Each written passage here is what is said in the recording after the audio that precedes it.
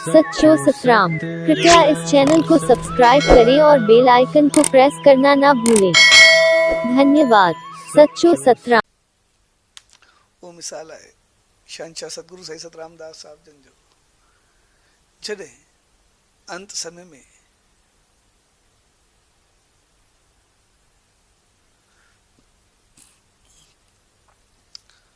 हू मोकिलाइनि पिया त हाणे हलूं पिया त सभिनी चयो साईं असां कीअं कयूं।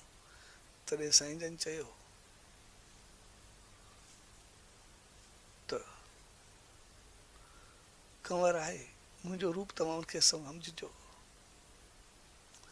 ऐं संत त उहो जेको शिष्य खे पंहिंजो पाण सां मिलाए करे हिकु करे छॾिजे। इन जे करे तो चयो वेंदो आहे त पारस ऐं संत में इहो ई फ़र्क़ु हूंदो आहे।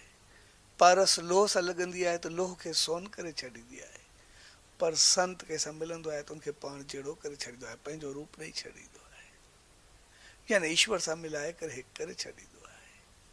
तॾहिं शहंशाह सतगुरु साईं सतराम दास साहिब जन चयो त मुंहिंजो रूप इनखे करे सम्झिजो ऐं असांखे यादि रखणु खपे त उहे संतनि जा वचन, उन्हनि जा संदेश, उन्हनि जा आदेश असां पंहिंजे जीवन में अपनायूं। जॾहिं साईं जन ईअं चयो तॾहिं साईं कंवरराम पंहिंजो शीश झुकायो ऐं संत जो रूप वो चेहरो न थींदो आहे, उनजो संदेश थींदो आहे, उनजो आदेश थींदो आहे, उनजी सिख्या थींदी आहे। यानी जेको उन्हनि संदेश या आदेश कयो उन्हनि ते अमल करणु। यानी साईं सतराम दास साहिब जन चयो त कंवर जेको तव्हांखे सेखारे, जेको चवे उहो मुंहिंजो ई आवाज़ हूंदो। तव्हांखे जंहिं रस्ते ते वठी हले उन ते हलो, उहो मुंहिंजो ई संदेश हूंदो।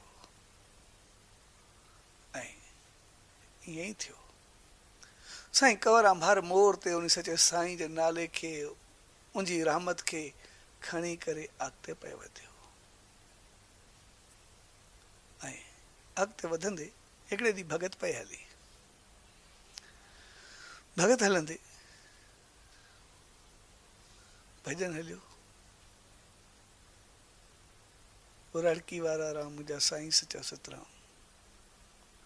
त उन हिकिड़ो पद आयो, साॻो रूप थो कलयुग में साईं कंवरराम। जीअं उहो पद आयो, साईं कंवरराम हिकदमि कंध मथे कयो, हिकिड़ी ज़ोरदार चमाच पंहिंजे मुंहं ते वराए कढी ऐं हुनजो चहिरो लाल थी वियो, अखियुनि में पाणी अचणु शुरू थी वियो।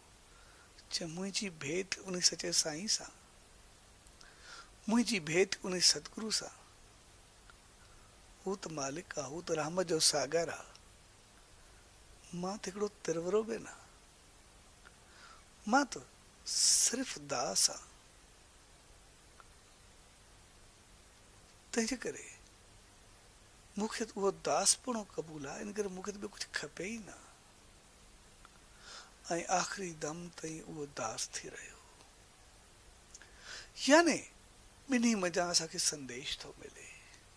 शहंशाह सतगुरु जो संदेश आहे त जेको उनजी दामन में आयो उनखे मिलाए करे पाण में समाए करे पाण वांगुरु ईश्वर सां मिलाए छॾींदो।